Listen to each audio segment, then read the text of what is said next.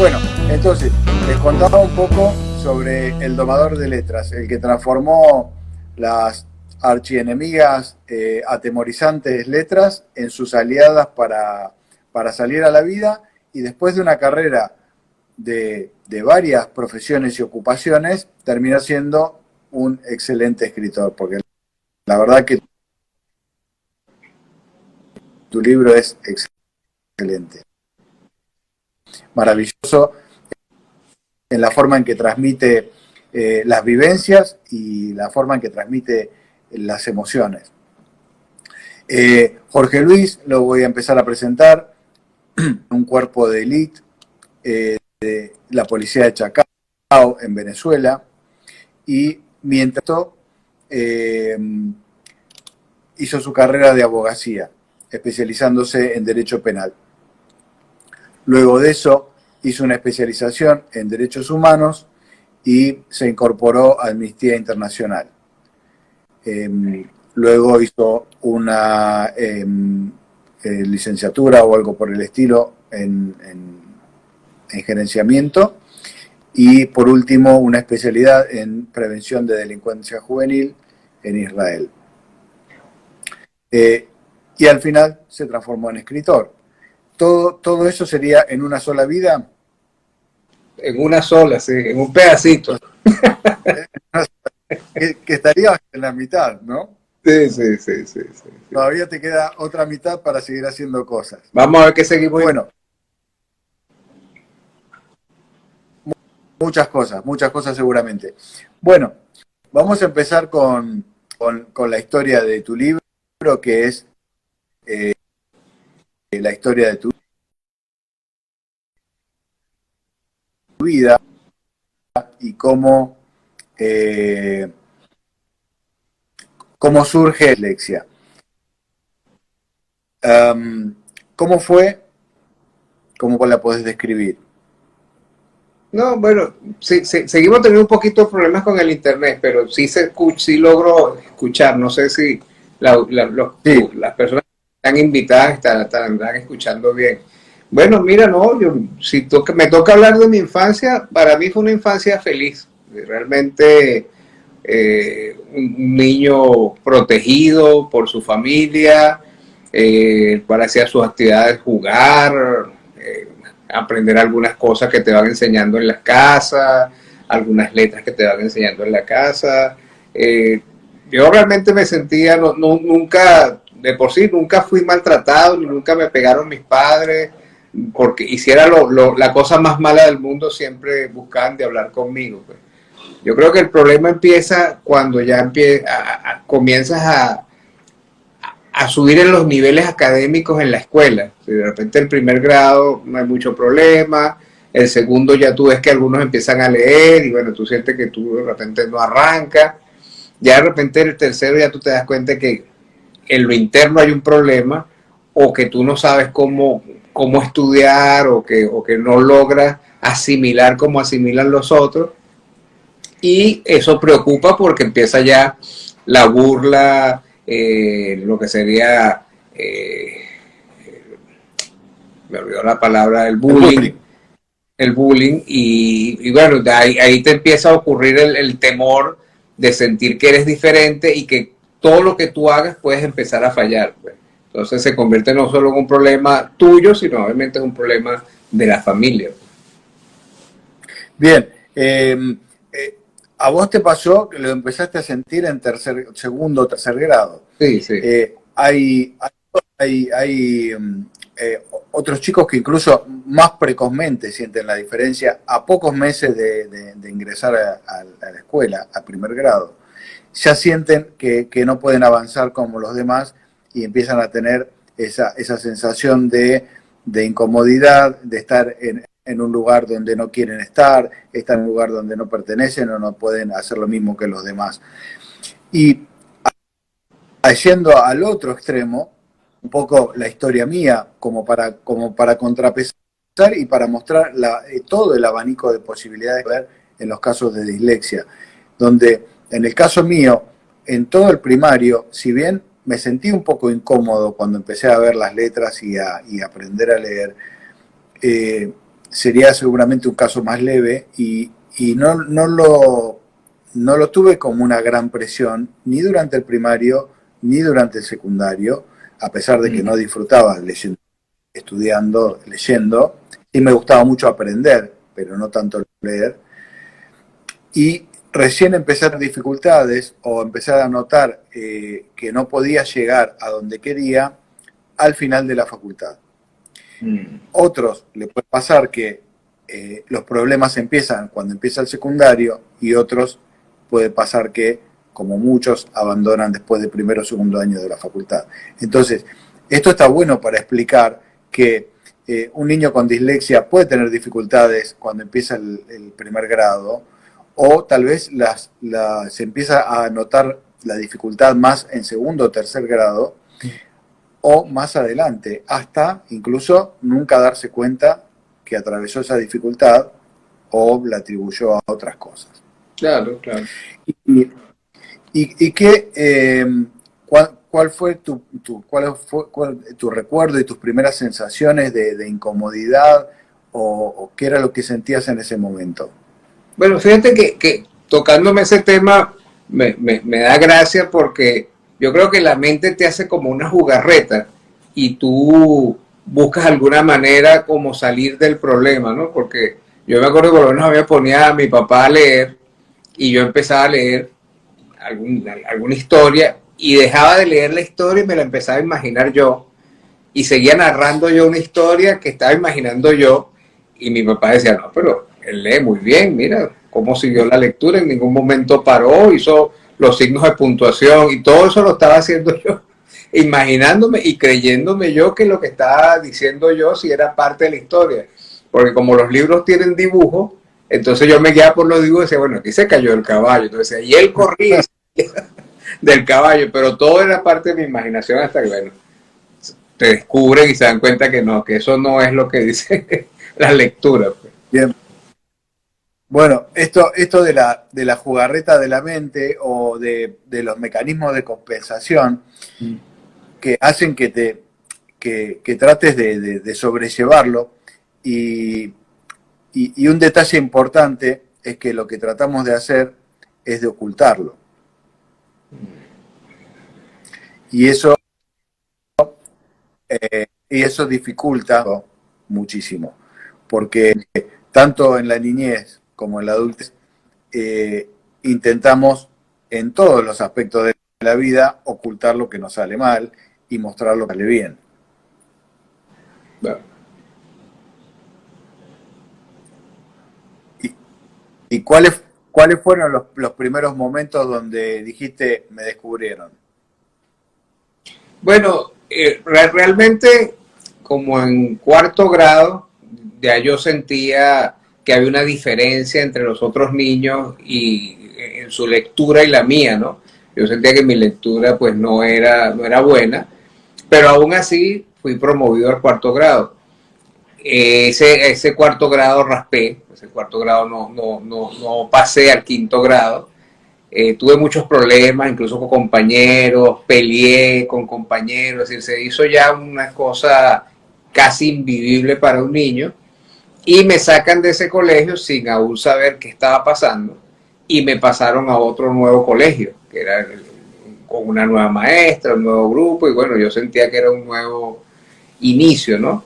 Esta parte es graciosa, pero ya la he comentado anteriormente, pero te la comento nuevamente a ti. Cuando yo veo que el método de estudio era similar y que había que leer, yo dejé los lentes en la casa. Yo usaba o uso lentes, pero en aquel momento los necesitaba más.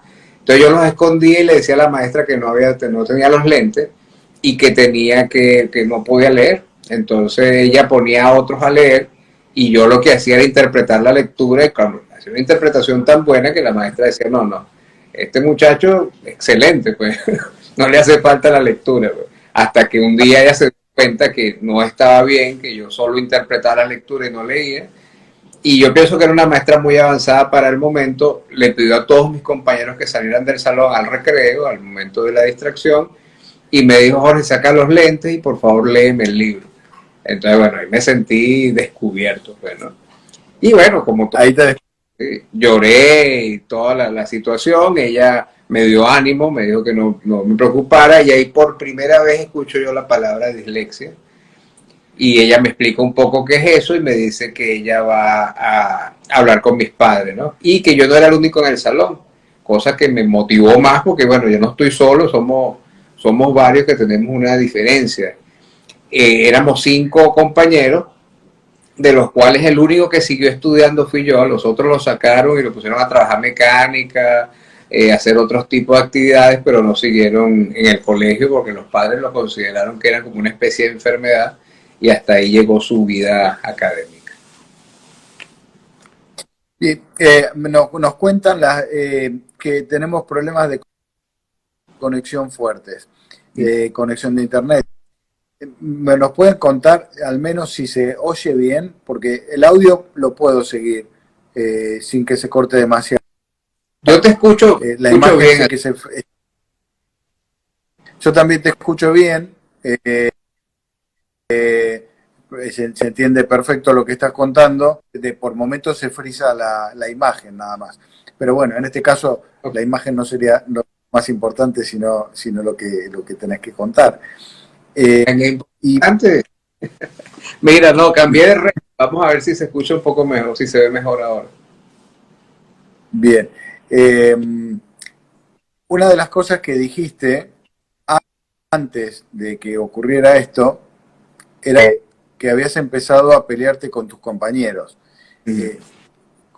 ¿Cómo fue eso? Porque es algo bastante común, bastante frecuente que tengan problemas de conducta, y que cuando se hace el diagnóstico y se los acompaña y salen de la situación, vuelven a portarse bien. ¿Qué era lo que estabas sintiendo y qué era lo que te llevaba a pelear con tus compañeros? Bueno, es que fíjate una cosa. Primero, el que todo el mundo tú seas como el ojo del huracán, pero en las cosas malas. Es decir, lee bien, no leas como Jorge. Escriban bien, no escriban con tantos errores como Jorge. Entonces, bueno, ya tú te vas cargando, y eso hace que una ola de burlas hacia ti, de tus compañeros, de vamos a reunirnos para jugar fútbol, y bueno, yo con este, y Jorge no lo metemos en el equipo porque él no sabe, él es tonto, por decir algo, pues. Entonces eso te va cargando y te va irritando, pues eres un ser humano, e incluso hasta un animal, tú lo empiezas a molestar y llega un momento que te muerde. Entonces ya tú te empiezas a cargar y te sale, creo que eso es como un instinto, pues, de protección. Entonces si tú me sigues molestando y ya no hay forma de, a través de las palabras, de llegar a comunicación, entonces ya tú creo que buscas una reacción un poco más violenta para demostrar a los demás que tú tienes fuerza y que tú puedes aplacar esa situación, que ya no quieres que te molesten más, pues. Yo creo que es una reacción humana de buscar, de salir del problema, pero no tienes las herramientas de cómo hacerlo, y bueno, buscas tú la herramienta que mejor se te ocurra y la que tú ves más fácil. En alguna entrevista que te escuché, hablabas de también algo que es muy común, que impacta en los niños con dislexia, y que es esta sensación de que no pueden estar en el aula, que el aula es algo así como una sala de torturas de la que tienen que salir de algún modo, y una de ellas es a veces peleándose o portándose mal o haciendo algo indebido para que te pongan un castigo y te saquen del aula.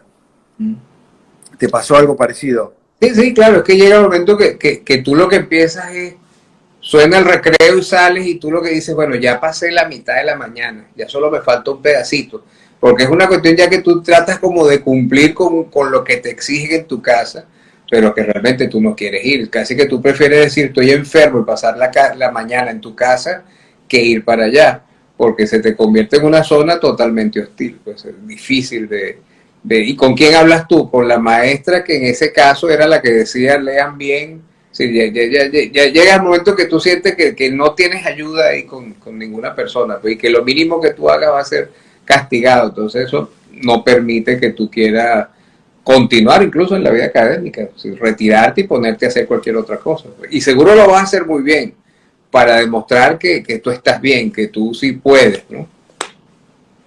Sí, esa sensación de que no puedo demostrar lo que valgo a través de las habilidades académicas lo tengo que demostrar en otro lado. Ese es también el rayón, la herida o el quiebre directamente de la autoestima, y donde uno tiene que empezar a reconstruirla a partir de otras situaciones de vida que no tengan que ver con la parte académica. Claro, claro, claro. Sí, incluso en una entrevista que tú estabas comentando también que era como tener en una guerra un soldado cargado e ir caminando arrastrando a ese soldado. Tal cual, es como tener un soldado que eres tú mismo, arrastrándote y caminando con él, pero sin saber nada, sin saber de medicina, sin saber cómo atenderlo, sin saberlo cómo curarlo, queriéndolo ayudar, pero sin saberlo. Entonces, las noches se te hacen tristes, los momentos familiares se hacen pesados, porque entonces, ¿cuál es el tema en la familia? No, fulano le está yendo mal en el colegio. ¿Cuál es el tema con los vecinos? No, fulano no le está yendo bien en el colegio. Entonces llega un momento que es una sociedad, el colegio, la sociedad, los amigos de tu mamá, de tu papá, todo el mundo quizás tratando de ayudarte, preocupados por ayudarte con el tema, pero quizás no con la mejor herramienta. Tal cual, porque socialmente lo primero que preguntan a un adulto es cómo está tu trabajo, cómo está tu profesión, Exacto. y el chico cómo le va en el colegio. Sí, Si sí. tiene suerte y le va en el deporte, ese puede ser un buen tema de conversación. Sí, sí, pero en general la primera pregunta es cómo le va en el colegio. sí. Y uno queda estigmatizado. Sí. Y fue cuando descubrieron, cuando te hicieron el diagnóstico y te empezaron a ayudar. ¿Cómo fue ese cambio? ¿Cómo lo viviste? Bueno, yo creo Pero lo que vos decías recién, llegué a, no, que contabas, llegué hasta el recreo, ya ahí la mitad, solo me queda la mitad, estabas más sufriendo claro. que participando. Bueno,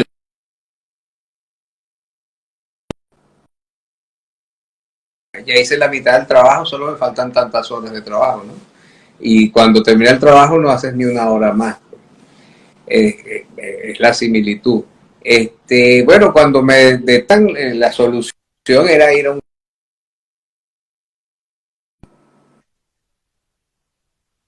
Mis padres yo creo que lo encaminaron bastante bien. Ellos buscaron información de qué era la dislexia, cómo ocurría, qué factores influían, quién podía tratarlo. Entonces me llevaron a un psicopedagogo, un psicólogo. Claro, yo estaba muy asustado, realmente me sentía muy mal, pero en medio de sentirme mal me sentía bien porque sentía que por fin, era como que tú tuvieras una enfermedad, que la dislexia no lo es obviamente, pero que te duela la cabeza y no sepan por qué te duele y te digan, no, te duele por tal cosa. Entonces yo decía, bueno, por fin determinaron qué es lo que me está trancando el paso y bueno, va a ser arduo, va a ser difícil, pero bueno, ya sé que tengo algo y que me va a ayudar lo que estoy haciendo. Entonces eso de una u otra forma era como ver una luz al final del camino. Pues hay un problema, pero bueno, estoy asustado, pero todo el mundo me está diciendo que es hacia allá, ya no estoy solo, pues, ¿no? Sí, sí, sí. Y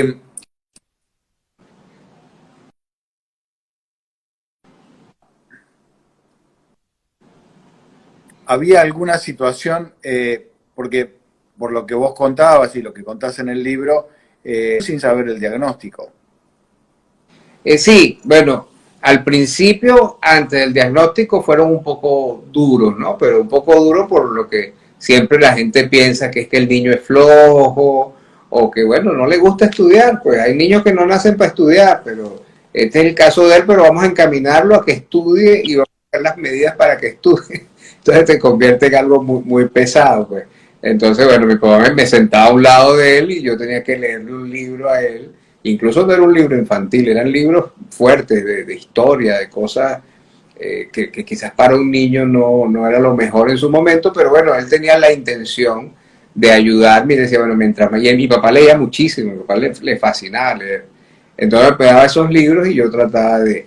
Pero una vez que ellos se dieron cuenta, yo creo que eso le ha pasado, porque nosotros los disléxicos vamos repitiendo todo. Yo con todos los que he hablado, las historias son muy parecidas. Todos nos pusieron lentes, nos hicieron exámenes de la vista, nos revisaron los oídos, a ver si es que no escuchamos bien.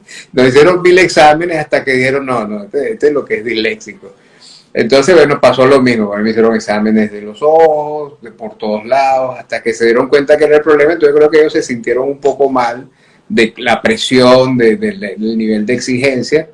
Y bueno, no, me empezaron a llevar al tratamiento, a la psicopedagoga. Bueno, que fue una cosa maravillosa porque era jugar para entender cómo son las letras.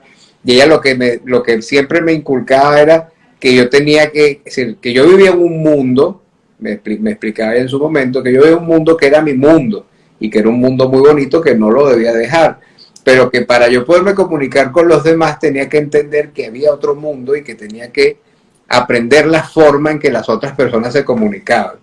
Entonces, claro, ahí me llamó la atención porque decía, pero ¿cómo es la otra forma? Entonces, claro, ella con un poco de estrategia empezó a hacer que a mí me llamara la atención otras cosas que me daba a entender que yo no conocía y que eran muy bonitas, tan bonitas como lo que yo vivía con mis dibujos y mis cosas. Entonces ella fue muy, muy inteligente en la forma que manejó. Entonces ya, claro, para mí ha sido ir en las tardes a la psicopedagoga porque todos los días era un juego y aprendí una cosa diferente, lo de la D y la B, que si la separa, entonces tienes en un lado una letra, en el otro lado otra letra, si te tiras al piso estás agachado, si te paras y subes los brazos estás parado. Entonces todo era el juego, pero tú decías, oye, pero qué interesante, y así todos los días fueron como nuevas etapas de conocimiento. Qué excelente la estrategia esta de vos vivís en un mundo, pero para comunicarte en el mundo de los demás. No sé si es tan diferente como como separados, mundos separados, pero sí está claro que son diferentes formas de aprendizaje y diferentes formas de ver la vida, diferentes formas de pensar, que hoy por suerte ya se entiende, forma diferente de pensar, puede muchas veces ser una ventaja. Entonces, de a poco vamos camino a que deje de ser un problema la dislexia, si pudiese acompañarse con un ayornamiento del sistema educativo, que yo creo que es más el problema, el sistema educativo que la dislexia en sí. Si el sistema educativo diera un poco más pedagógica, un poco más accesible y un poco más eficiente, se beneficiarían todos los alumnos y los que tienen dislexia no se verían perjudicados. Y por el contrario, podrían desarrollarse estas habilidades que hoy, como en este estudio de Helen Taylor, demuestran que el pensamiento oratorio como una virtud de los disléxicos, que pueden ayudar a encontrar soluciones y caminos en beneficio del conjunto, en el beneficio de la sociedad, de la humanidad. Esto que veíamos, ¿por qué en la NASA se contratan personas con dislexia? Porque tienen ese pensamiento fuera de la caja que hace que encuentren las soluciones que la mayoría no. O ¿por qué un servicio de inteligencia británico también contrata personas con dislexia? Porque tienen otra forma de manejar los datos. Entonces, por fin hoy se está empezando a ver a nivel global aquello que esa sabia maestra te dijo: quédate en tu mundo, que tu mundo es hermoso. Claro, claro. Pero también tenés que aprender cómo comunicarte con los que viven en el otro mundo, los lectores, digamos. Y yo creo que realmente es un solo mundo. Lo que pasa es lo que tú dices, todos somos diferentes y los que son los encargados de orientarnos principalmente, que son nuestros padres o nuestros tíos o la persona que haga las veces del orientador del niño, lo que tiene que es dar un paso hacia el amor, hacia construir, hacia guiar, pero con cariño, como cuando tú guías a una persona que realmente es importante, no solo pegar 3 gritos o dar un regaño es una forma de guiar. ¿sí? Tú tienes que buscar las herramientas a través del amor de cómo encaminar al niño, porque al final esa estructura familiar o ese núcleo familiar es amor. ¿Sí? Tú estás ahí, quieres a tu papá, tú quieres a tu mamá, a tu tío, a tu abuela, y ellos te quieren a ti. Es solo cómo encaminar, cómo darle la forma a ese amor verdadero, pues, que muchas veces pues nadie está entrenado para ser papá ni para ser mamá. Entonces no sabes, sino que crees que si eres bravucón o si eres regañón, eso puede ser la mejor forma. Ojo, no quiero decir con esto que no puedes regañar, porque quizás es parte de la estructura, pero sí tienes que como que buscar las herramientas a través de profesionales, como el caso tuyo, o psicopedagogos, o alguien que le encamine y le diga, mira, la mejor forma es esta. No eres tú el primero que lo está pasando, no eres el único que lo está viviendo, hay mucha gente que lo ha vivido, y hay gente que ha sido exitosa y ha logrado muchos caminos importantes, como un amigo mío se llama el doctor Gabriel. Gracias. Bueno, es muy importante lo que decís del amor como el gran protagonista, a veces tomando la forma de empatía, particularmente, y no solamente en la familia, como bien decís, sino también en el colegio. En el colegio es donde se pasa la mayor cantidad de tiempo. O muchos de estos chicos pasan más cantidad de horas en el colegio que en su casa. Entonces, es imprescindible que se acompañe a estos chicos con amor y con empatía. Eso diría que es la mitad del acompañamiento. La otra mitad en el colegio son adecuaciones, que son necesarias para que un niño pueda aprender, teniendo dislexia, aprender a la par de los demás sin ninguna dificultad. Lamentablemente, así como no nos enseñan a ser padres, tampoco nos enseñan mucho a ser docentes, creo, porque la verdad nos encontramos, y incluso con los profesionales mismos, digo, la parte humana no se ve en las academias, no se ve en las facultades, y de pronto nos podemos encontrar con un médico que sabe mucho de ciencia y que no tiene empatía y que no tiene el compromiso con el paciente, el compromiso por curarlo, por sanarlo, por acompañarlo, si no lo puede curar. Y nos encontramos también lamentablemente, con docentes que algunos, sin saber de vocación y su amor, hacen que acompañen al niño de una manera como te pasó a vos en algún momento. Otros que no tienen esa empatía, no tienen ese amor, no tienen esa vocación, y tampoco, lamentablemente, hoy en la mayoría del mundo no tienen tampoco la capacitación suficiente para poder comprender la dislexia. Claro. Bueno, y cuéntanos un poquito la parte final de tu vida, cómo saliste, cómo egresaste, cómo fue que entraste en todas las demás actividades. Bueno, mira, la parte final de mi vida aún no la sé, pero te puedo contar la parte final de cómo todo el trámite del libro. Sí, porque no me pasó, digo, de la que sí, ya viví. Soy disléxico, no visionario del futuro. Mira, no, sino que fíjate que ocurre algo también que es muy común en todos los disléxicos, que son dos puntos que toco para avanzar. Uno, que lo he hablado con muchos disléxicos, que es como una capacidad de observación hacia los demás. Yo no sé si es que el que te presionen tanto porque no entiendes, tú como que manejas mucho el lenguaje corporal y ya tú sabes cuando una persona puede estar molesta, contenta, brava, feliz. Entonces eso te sirve muchas veces hasta para negociar y para trabajar o para manejar otro tipo de forma de llegarle a la gente sin necesidad de tener que leer. De repente tú puedes echar un chiste y con eso captas la atención de la gente en vez de tener que leer un escrito para poder en una presentación tomarlo, ¿no? Y el otro punto es que te da pena te da miedo, porque es como, no sé, como que tú tuvieras un defecto, entonces tú dices, yo no voy a decir que soy disléxico, pues la gente va a decir, pobrecito, o vamos a ayudarlo, y él es diferente, o si tú empiezas a sentir un temor hacia eso, ¿no? Y en algún momento de mi vida yo dije, bueno, pero ¿por qué yo tengo que sentir ese temor?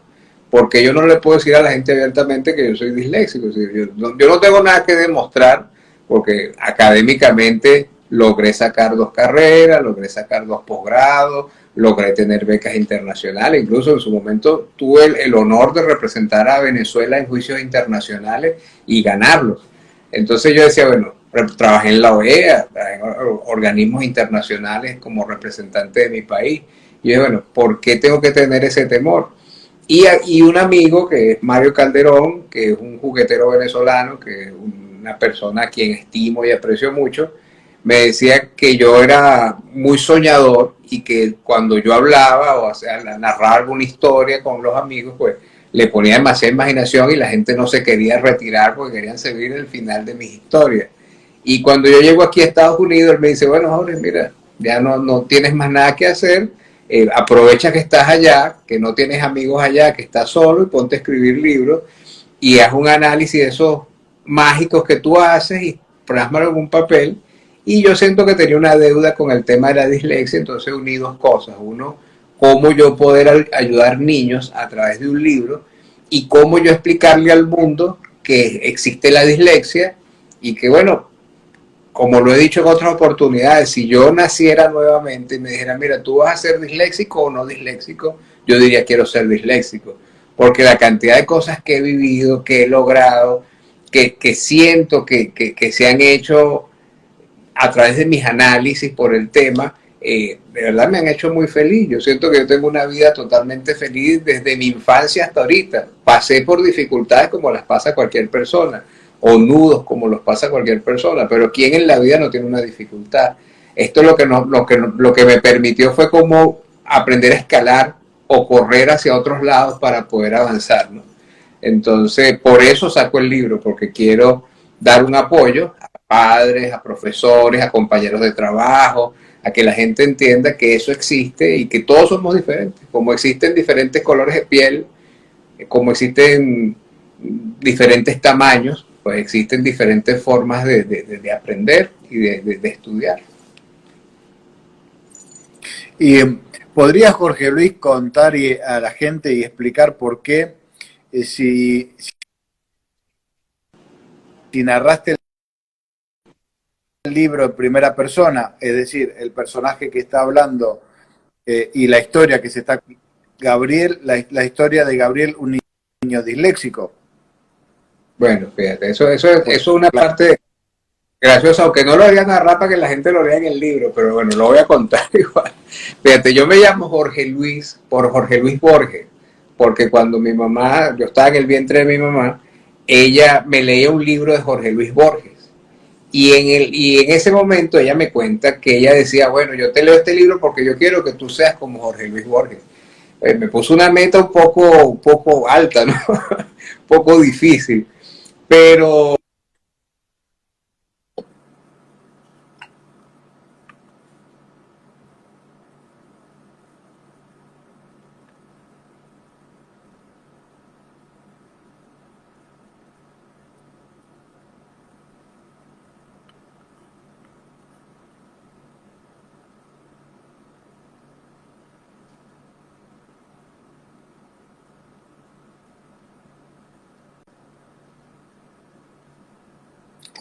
Creo que lo perdimos. Sí, lo perdimos. Bueno, creo que terminamos la historia de Gabriel, un niño disléxico, un gran libro que sirve para realmente comprender desde los propios ojos del niño cómo puede ser la historia de una persona, de un niño con dislexia. Nos puede ayudar para detectar, nos puede ayudar para acompañar.